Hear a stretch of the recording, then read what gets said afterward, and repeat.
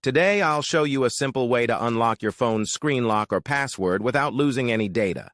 The best part? It's free and easy, even if you're not a tech expert. Just follow these steps, and you'll be able to unlock any phone hassle-free.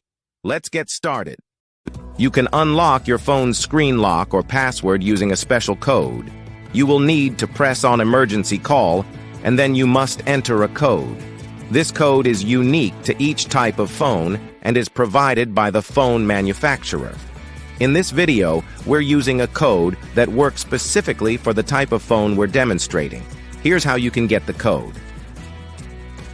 Visit this website that provides unlock codes for free using a unique method. And that's it.